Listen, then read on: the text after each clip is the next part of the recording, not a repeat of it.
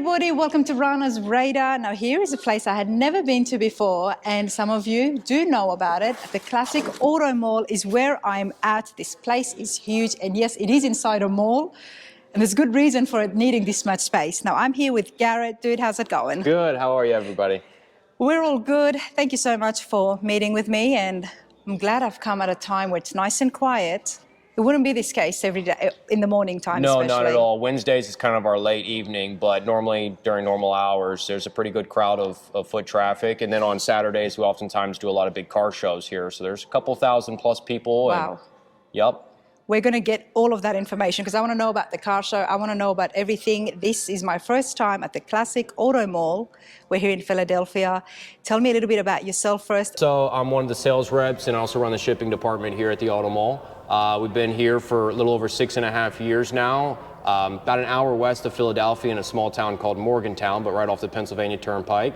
But we've got a 600,000 square foot old mall. Started off as an old outlet mall called Malls Mall. Bunch of little thrift stores and stuff like that, quilts, and then turned into a furniture company. And then they went out of business about 20 years ago, and then we took it over about 10 years ago, but have only had, the Auto Mall actually has been in business just a little over 6 years now. Just only 6 years. This place is huge, and there is a huge inventory for cars for sale, classic cars for sale, hot rods, muscle cars. There's a little bit of everything. I mean, I'm looking at a dragster. I mean, there's Ferraris in the back. And I believe Autumn at the front desk was telling me that there's actually a real Shelby Cobra as well. We do have an original Shelby Cobra here, and as well as just a whole wide variety of vehicles of all makes and sorts, and just about every year here as well. Awesome. Let's take a walk, Garret, and as we're walking, hopefully you guys can see some of the background. We are going to go inside the showrooms as well. But tell me about the owners. How did all of this start 6 years ago? So there's two partners. There's one boss. He's our big boss, we like to say. He's the owner of the property. He owns our Holiday Inn hotel that's connected as well. And he's a big real estate guy, local guy. He's about 90 years old now. Okay. But he bought this building to be a storage facility for his barn find collection. He got a little carried away and probably had about 500-600 barn finds in this building. So he's an avid classic car guy. So he was a classic car guy, collector, and all these rooms were filled with his barn collection. And then he wanted to find a way to sort of open it up to the public. Okay. And he met our other partner, his name's Stuart Howden, and he's the president of the company, founder. And the two of them partnered up together. They decided on kind of a business model to do, and it was the consignment plan, and bring people, let them bring their cars in. We do sort of the work, heavy lifting, market the car worldwide, sell it for them, and kind of take all that stress and hassle off of their plate. So I heard consignment, so everything here is on consignment. Every car you see in this building is, except for one, which is this old barn find camper, that's actually the last barn find that's remaining in this general area of the mall. So as the consignments in the last 6 years have outgrown the building, we slowly sold off all the barn find collection. So I would have loved to see what he would have found. Yeah, this whole room was actually our barn find truck room and had all types of really old flatbed and really cool dolly trucks that are so popular right now. Yeah. There's no real themed here in this building except for we have two truck rooms. This is one of them. This is kind of our classic truck room with your 60s, 50s, 60s, and 70s. And then we've got another truck room on our south end of the property that's kind of your newer trucks, 2000 and above. The only other themed room that we have besides that is a British room over here. And that's just because we have this one machine called our Stringo machine, which is actually in this room. I like to tell people it's our baby of the company because it basically just slides underneath these cars. It's got these little arms that wrap around the front wheels, picks it up just a hair off the ground, and we have complete control of driving these cars in and out of this mall without starting them. Don't have to fume up the building. That's like you pull it. It's got like a little riding platform on it, but it's basically just an electric forklift made for vehicles. It's called our Stringo machine. I think it's built out of the Netherlands. Okay, the company that makes it's a little it. bit different. I used something similar at the what was it? The American Muscle Car Museum, and that was a lot of fun. Being able to just pull the car. I'll show you how it works real quick. It's pretty neat. As funny as it is, with all these beautiful cars here, a lot of people kind of get mesmerized by this thing. Well, as Garret is showing me that, everybody take a look at the backdrop and at the different hot rods and classic cars that I'm seeing. This is just wow. Oh no, you're going to take out the Oldsmobile? Yep. That's the one you're test driving tonight, right? No, it's starting to snow actually. So you just got to make sure the car's in neutral.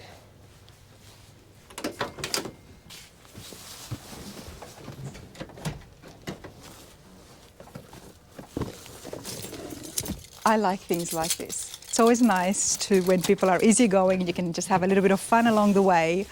Why not?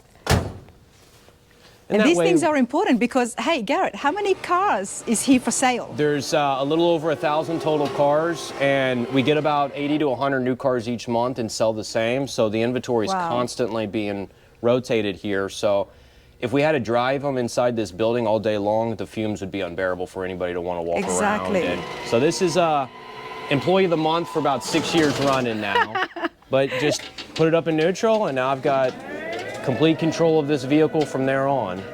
Well, I think we know what your favorite part of the day is, isn't it? Yeah. Pretty much every day is a favorite day. It's hard to call this place work. They pretty much pay us to play around here. Well, I mean, I wouldn't call it work. Look at all the beautiful cars that you are here now. Turning over 80 to 100 cars every month, that tells me that you are pricing it well. It is. You know, there are cars here that are a little bit on the high side, but every seller's open to offers, and most of them are willing to negotiate as well. So, although the price may seem a little bit high compared to others on the market, every seller's willing to negotiate. And some of these cars have some negatives to it. You know, not every car is perfect. There's a lot of them that have issues, electrical issues. They are classic cars, yeah, they of are. course. Yeah. And it's just, you know, with any car, it's just a matter of, you know, if something's going to go, it's just a matter of when something's going to need to be repaired. So here we do our own specs report, which back here I'll show you. This is sort of our intake area back here. So when these cars come in, we do our own general inspection on them. We basically just do a test drive, a functionality report, make notes of what works, what doesn't. Then they'll come back here where they'll get detailed. We have our wash bay back here. Nice. And I do like to have a look at the sheet that has the checklist, I guess, for when cars first come in, because that allows people who are the buyers, and hopefully some of you at home who are looking for classic cars, a bit of reassurance that, you know, the main things is there and it's a drivable vehicle. Yep, this is our photo booth right here. So the cars will come back here where they'll get detailed back here. And then I like that room. Yeah, and then it goes into our studio photo booth where they'll take about 80 high definition pictures. Then we put it up on the lift where they'll photograph the undercarriage, spec it out, and then on the sales floor, online, and then next stop, somebody's garage. Love the process. So simple, isn't it? Yep, we try to keep it simple here. Nice. So what are some of the things that you inspect when someone brings their car in to sell? We check all functions are working, all gauges are working. Now, it's not a deal breaker if there's things that aren't working. That's fine. We just make notes because what we want to do is let a buyer be aware of all these issues so that way they can make an offer accordingly, knowing that some of these cars, first off, they may need a brand new set of tires. So you may have to put $2,000 of tires right away into the classic car. It may have headlights not working or reverse lights, you know. So every car is different. Some of them have some issues that need to be corrected in order to be road ready. Yeah. But some of these cars too have issues that you can kind of get away with having a classic or antique car tag. You know, some of these old classics or resto mods don't have wipers like this T-bucket over here.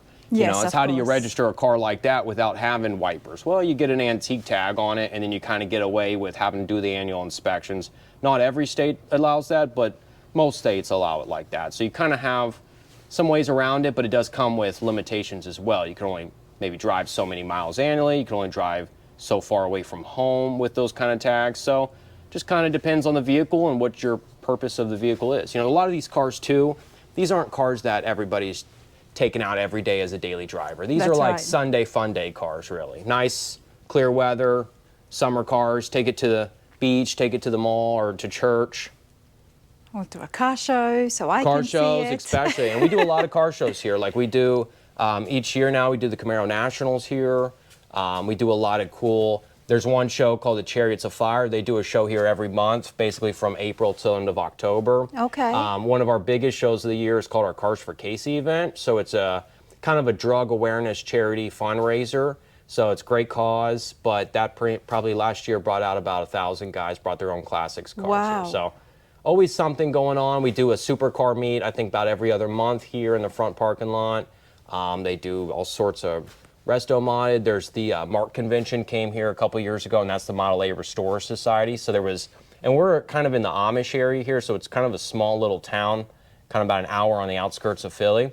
So it's pretty neat seeing about 800 Model A's driving around this little town. That would be pretty cool to see. It's pretty cool. It kind of puts you what it was like living in the 30s, really. Exactly. You know? That's pretty cool. Yeah. Now, I'm guessing that all of the events is listed on the website? They're listed on our website. Now, a lot of these, being that this car show season sort of just ended, a lot of them probably haven't posted the dates just yet, but just keep an eye on our website because we update it daily with the new inventory coming in, as well as when we get information on upcoming car shows and what's going on in the auto mall world. Same with our YouTube channel too. So, well, let's talk about that because on the YouTube channel, and it'll be in the description as well, so you guys can check it out too. The cars that are listed for sale, and I am going to get you prices, okay? The cars that are here listed for sale, they all get a thorough video done on it, and it goes up on the channel. But as well as that, there is a podcast. There is. So we do a weekly YouTube, Spotify podcast, and just gets all sorts of car guys in the car world that come on and talk about what they do. Some of them are former race car drivers. Some of them are guys that have, ran a lot of these big auction houses and big dealerships. That's awesome. Do check out the channel, everybody. I'm a big advocate of, people starting their YouTube channels, different podcasts, because there is something for everybody.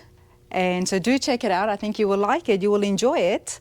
But let's continue on. Now we've got Dodge Challenger RTs here. So I'm going to have the prices and show you guys some of the listings. But this main part of the video is to show you the different cars that is here, the uniqueness. I mean, we've got muscle cars and then we've got absolute antiques. Can I go in? Absolutely. Please? Okay, this has drawn me.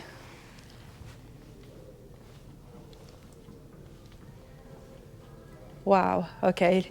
Give me your thoughts, everybody, before we have a look at the sheet and find out exactly what I have.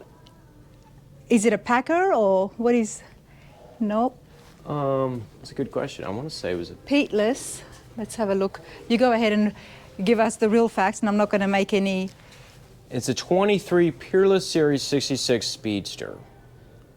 Never seen anything like this before, but a Speedster, a 1926 Speedster, and it's American. Mm-hmm.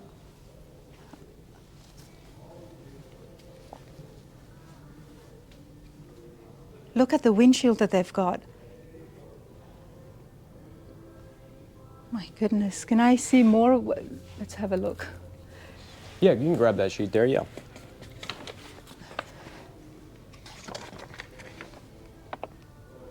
Three-speed manual overdrive, okay. It's got a 322 V8. And I'm guessing that's probably the original engine that has been rebuilt. Or maybe this is all original, but this is definitely very unique, everyone.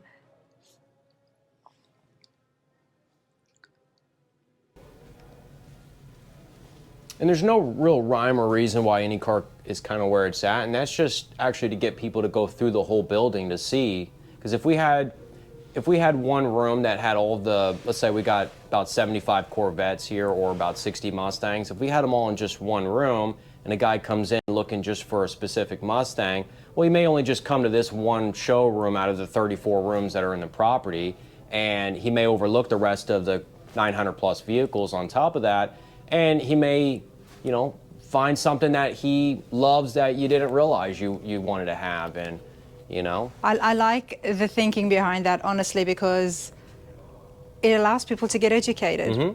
Someone is here and they're a hardcore Mustang fan, they may never see an antique and appreciate it. So I like it. I mean, we were just walking by a Challenger and this caught my eye. Yeah, yeah. Very cool, but just under 60,000. I mean, from the wood, something so unique. If I see this at a car show, I'm running to find out more and get you all to turn it on and show us exactly how everything works. Another popular car is definitely the Porsche 911. Mm-hmm. And I'm not expecting this to be budget friendly. Well, at least not my budget friendly. Asking 109. Yep. But again, open to offers. This is beautiful. Mm-hmm. All right. Well, let's continue on. It's definitely a museum, but what an awesome museum that if you like something, you can actually take it home. Yep. To some, we're a museum because not everybody comes in here is looking to buy. They just want to kind of see the history of the automobiles. But to others, we are just a dealership that come in here and they're looking to buy something very specific or just looking for something. Well, the awesome thing is that there's the hotel is connected. Correct. Yep. Yep. So make a visit, come down here, stay a night or two, and check out and see some of the cars that you've probably haven't seen in a long time. And something might just catch your eye. But we are going to keep walking because I do want to show you a little bit about what else is here. I'm just gonna grab my We've got a computer 61 here. Corvette. Beautiful.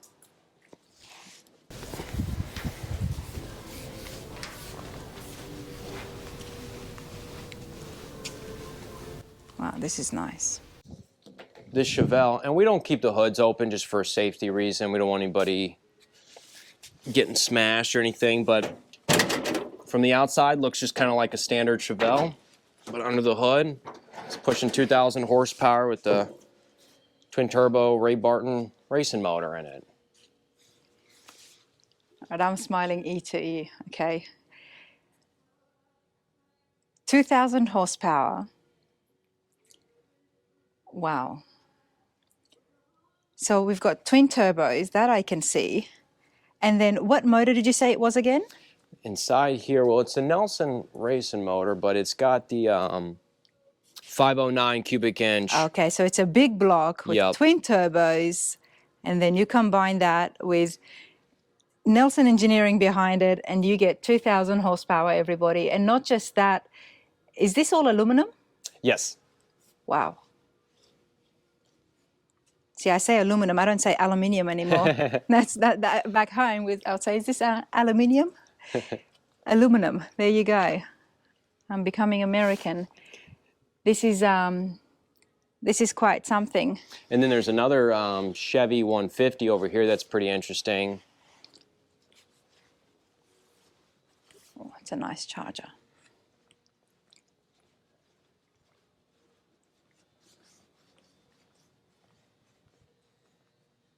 Keep in mind, everybody, this is just the one showroom that we have walked into.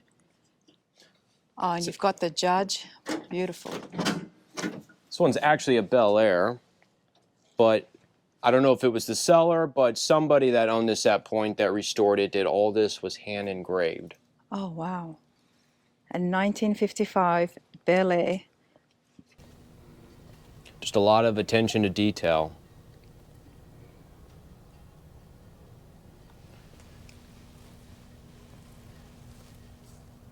Even down to the washers were even engraved. When I see things like this, it's like person has taken so much care and there is so much love involved, and we get something so pretty and beautiful. This is a 383 V8.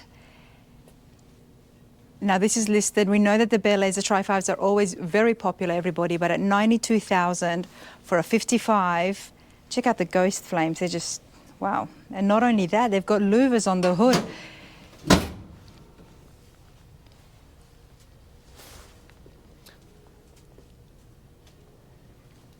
They're almost pieces of, they're pieces of art, really. When it gets to this level, absolutely. Yep.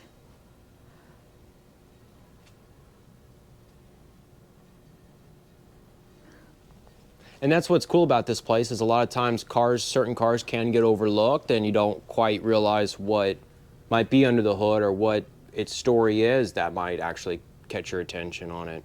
Oh, absolutely. Each one of these would have definitely had a story. Now this Mercury is so custom.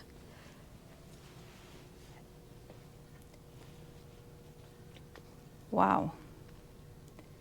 This is beautiful. Which model is it? It's the Montclair. Okay, 55 Montclair 460 V8. Now they're asking for 62,500.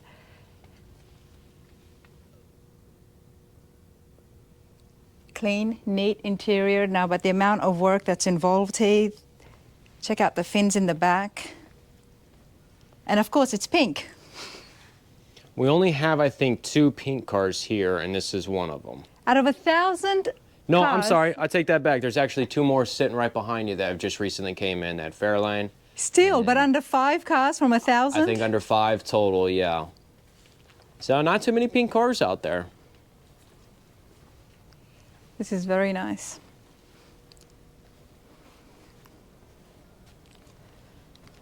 Take me to another showroom.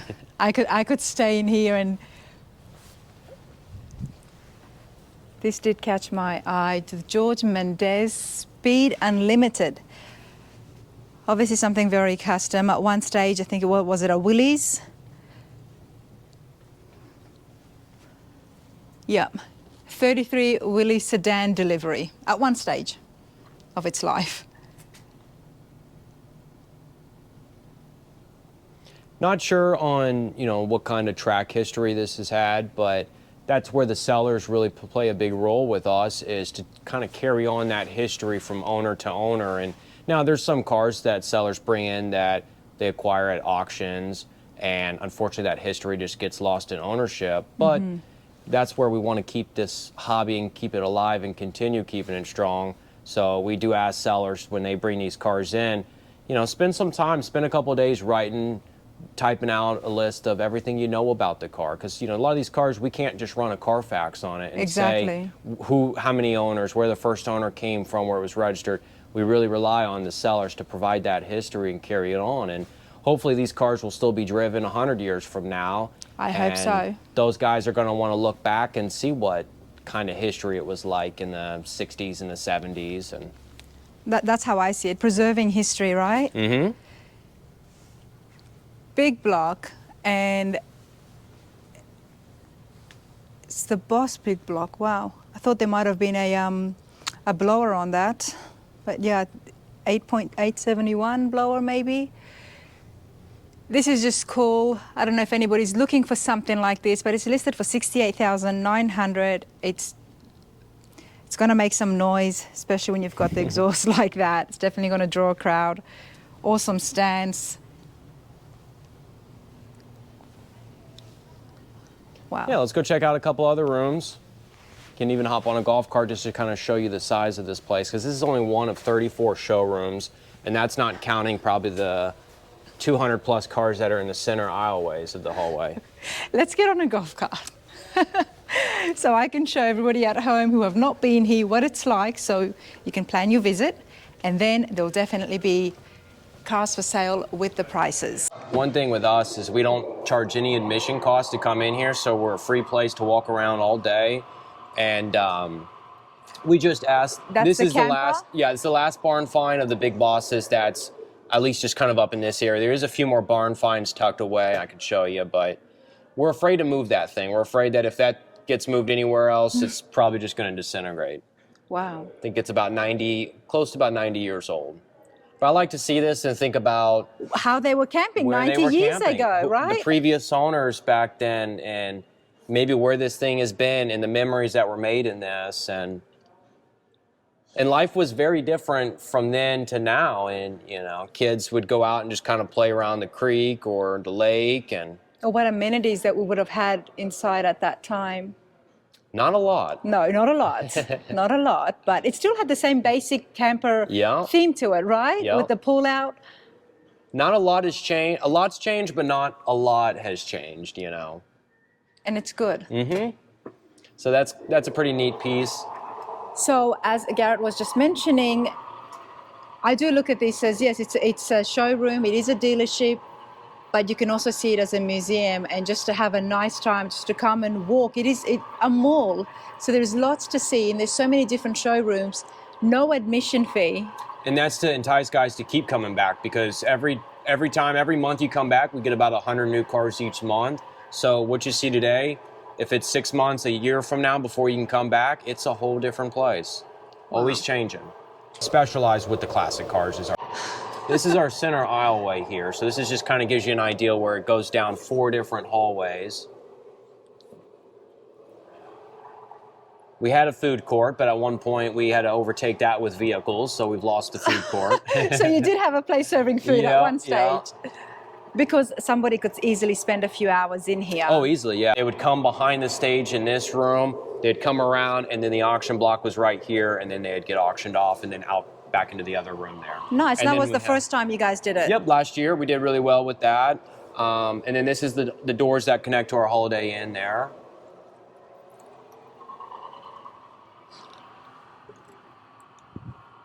And then we do a lot of big expo events as well.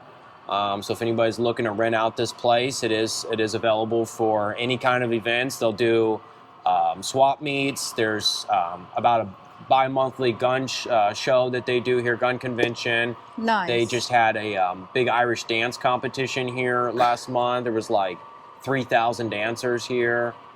Wow, that sounds like fun. Yeah, the dads loved it. Because, I bet they did. Yeah, they got them away from the kids dancing. I don't know how many hours you could hear that before he kind of... Yes, of course. Yeah. They would be just, walking around having all these classic cars. And these guys come to these events and they don't even know that we existed, and until they get here, and then they're just kind of blown away.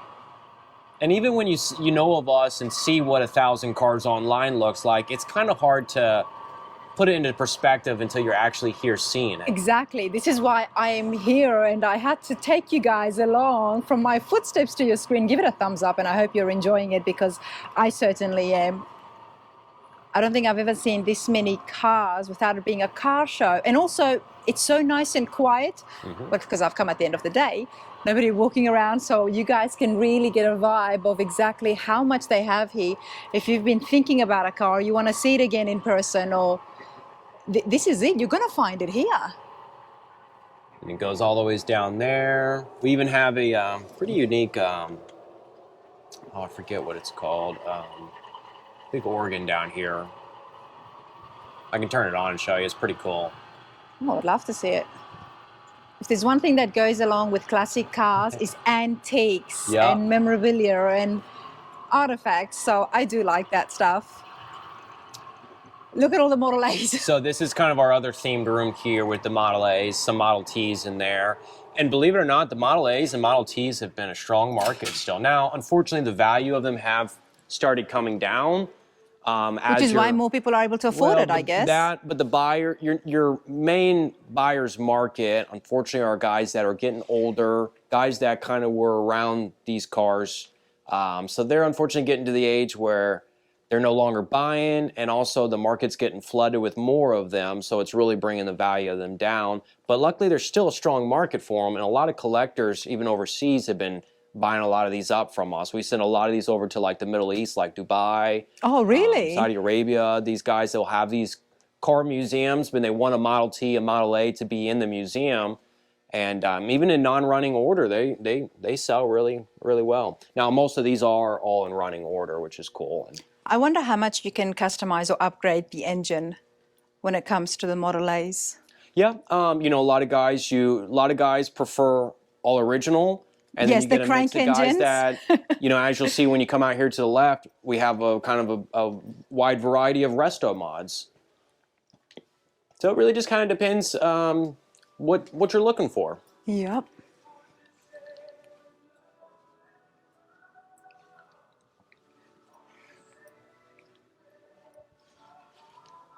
And so back here, actually, behind this whole row is sort of the last remaining barn finds that are the big bosses here. Oh, can we see? Yep, of course. Now, the reason why we have most of these sort of glassed off is because a lot of these cars are true barn finds.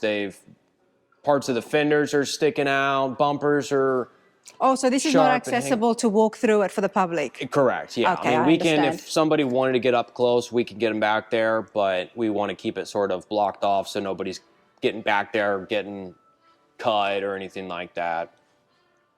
So the owner collected all these barn finds, and he's not selling these, or is he still selling these? It depends. At first we were selling all of them off, but now we got them down to about 50 or 75 of them or so. It just depends on the car and who the individual is.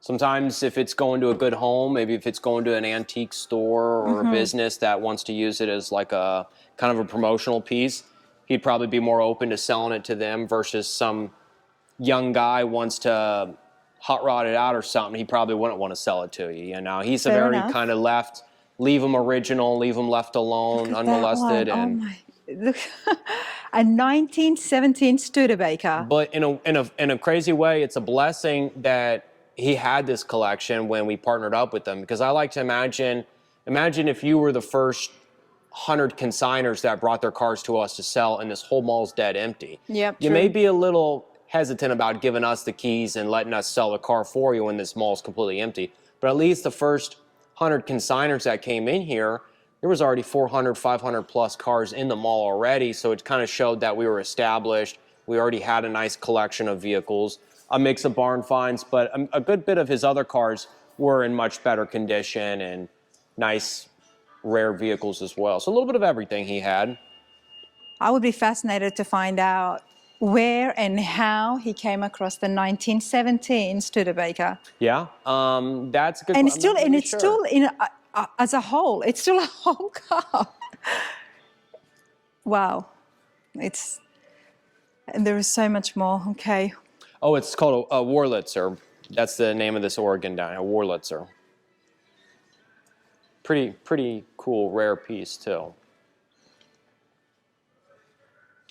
so you can still play on that, or It's all electric. It's all been like pre-set up. I don't know how they do it, but I just flip a switch and it starts performing. oh, is this the Auburn? These Auburns are cool. Oh, they are cool. So this one's actually an Excalibur, but pretty much that Auburn style. Kind of got that alligator nose, hood. Well, that's the vibe I get when I Yeah. see it, but you called it the Excalibur. Okay. The Excalibur Series 4 Phaeton convertible from 1983. This is so interesting that, you know, in 1983, they're still making cars with this vintage style.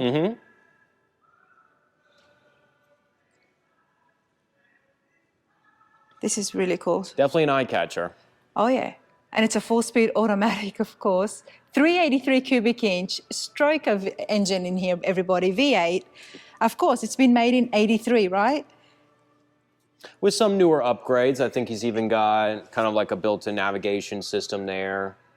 Some of these guys will upgrade to some LED headlights, just some nice features that make the car a little bit more of an enjoyable ride in today's world than And back yet in it's the still, well, 60s. you know, it looks like a classic. I never would have thought this was an 83 model.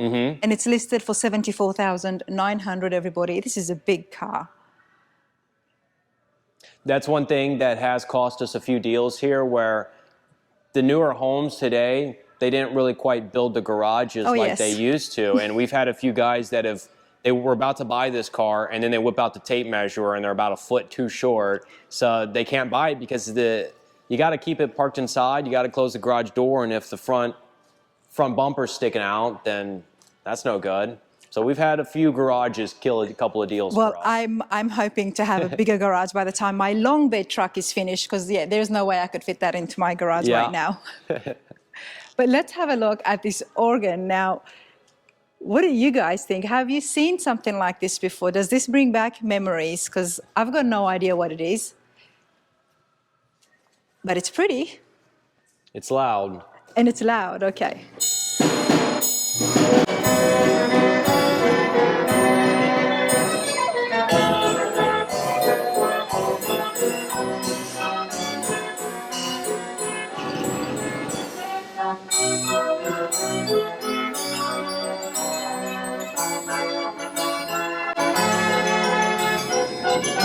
That is super cool.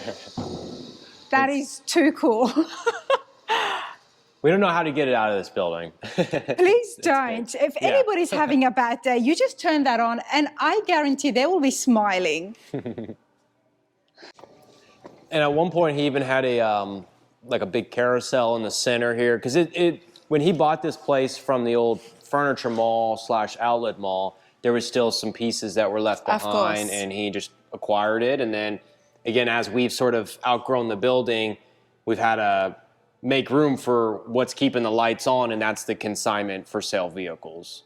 Of course, why Yeah. not? And keeps the hobby alive. Yeah, we were sad to see the barn finds, leave or sell, but again, these are what, is keeping this hobby and keep this place open. So it's kind of our main focus right now. So if anybody who wants to consign with you guys, let's get some of that information out here, everybody, because we know that so many of you at home do have beautiful classic cars, and you might want to change, you might want to upgrade. Tell us a little bit about consigning with the Classic Auto Mall, Garret. Yeah, so as far as our consignment program goes, there's no cost to consign for the first 120 days the vehicles are here. I can help arrange shipping to get them picked up and brought in wherever they're at in the world. But that would be a cost that the seller would have to pay to get them brought in. Okay. Also, the only other cost that they may run into for the first 4 months is when these cars come in, if they maybe need some form of a detail cleanup. Depending on what they need, whether it's just a bath, an engine detail, undercarriage detail, we can do it all, but you're looking at probably $100 to $200, give or take, for a full detail there. We just want to make sure that they look clean and presentable in our photos, and then when they're on the sales floor where they look good and that's very reasonable. We're talking about listing with you guys for 4 months. Yep. Could be $100, $200 max, unless there's shipping involved. Yep. And that would be the only cost for the first 4 months. Now, if the car doesn't sell by day 120, which hopefully it'll be sold and long gone by then. Yeah. But if not, we're going to call the seller, and they have 2 options. They can either decide to pull the vehicle out at that time, or given that week or so to get it here and get it out. There's no fees owed for giving us the 4 months to try and sell it. Or if they want to keep it here and keep it active, starting day 120 and every month from then on, it's just a $100 monthly fee to maintain the vehicle until it's sold. $100 a month after you get a good 4 months for free. Yep. And then as far as the commission goes, anything that's going to be above $30,000 net to a seller, we're going to add 10% commission on top of what they're looking to get. Yep. Anything under $30,000 net to seller, we just have a flat commission of $3,000. That's when obviously it's closed and the sale has happened. Correct. And our commission's built into the price. So when a seller or a buyer makes an offer on a car, I call a seller, and our commission's kind of already factored into that. So from a buyer's point of view, if we're asking, let's say a car's $50,000, they offer $45,000. Let's say the seller accepted that. All that we have owed that's on top of that is just a $299 dock fee with us, and then that's it out the door here. Again, I can help with shipping arrangements, but that's a cost that the buyer would have to cover at that point. Of course. And then it's on the buyer to take up the sales tax and registration fees with their state DMV. Okay, Yep. I love that. Well, Yep. thank you.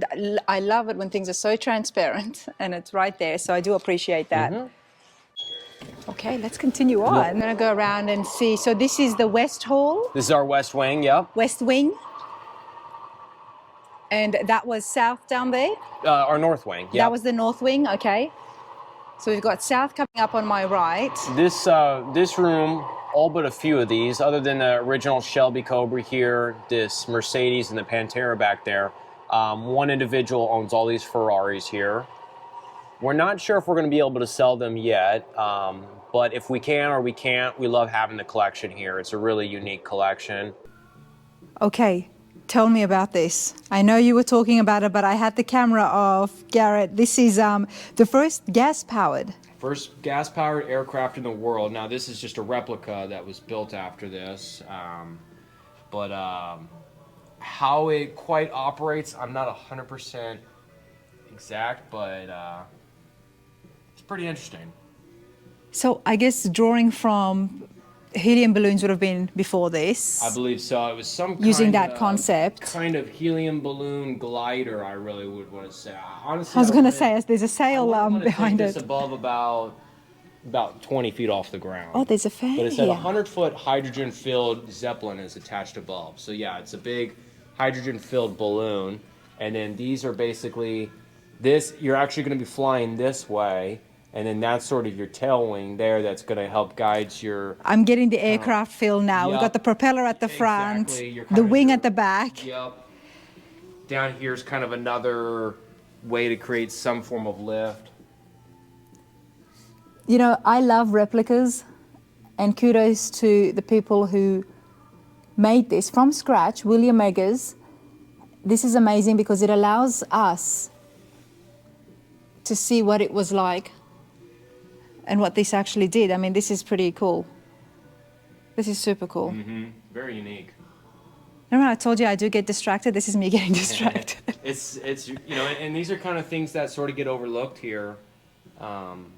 And it just, you know, and that's, it's easily could happen here when there's just so many cars to look at and you're kind of short on time. But this is sort of a locomotive steam carriage. A carriage? I was going to call it a cannon for some reason, Yeah. a fancy cannon. Okay, the rocket. Steam locomotive, 1890.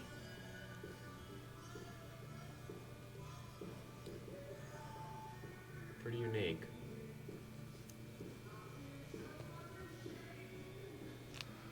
The wheels are cool, little wood spoke wheels.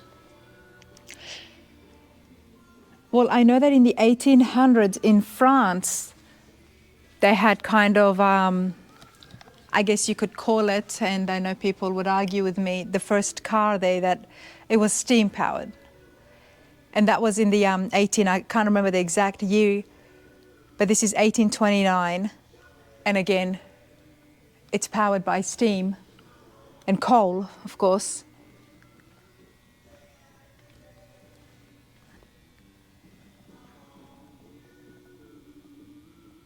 Super neat. And then is that a Wright Brothers plane? Yeah. Okay, can I get a little bit closer? Of course, help yourself. Thank you. I've seen pictures and I've never seen, I've seen documentaries on this. This is just, I like planes too, big surprise. I like things that have got engines, everybody. So what is this? This is an original? This is a replica? No, it's just a replica. That's A replica. Built and, you know, really this probably belongs more of like an aviation museum than anywhere, but we love having it.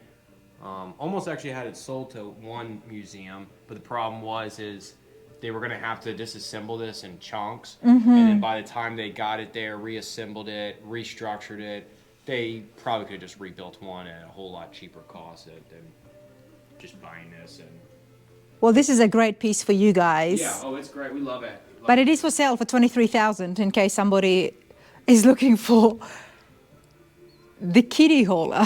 And that's what's cool about having these kind of vehicles here is these aren't really typical sellers for us, but you can come into a place like this and see what they were like. Some of the earliest vehicles and what they would have been in the 1800s and then the early 1900s and then up to present day. It's way past closing and I just don't feel like leaving. Garrett, hold this for me. Where would they have sat? I believe they just laid down almost here, right? some form of way right across there they would lay down.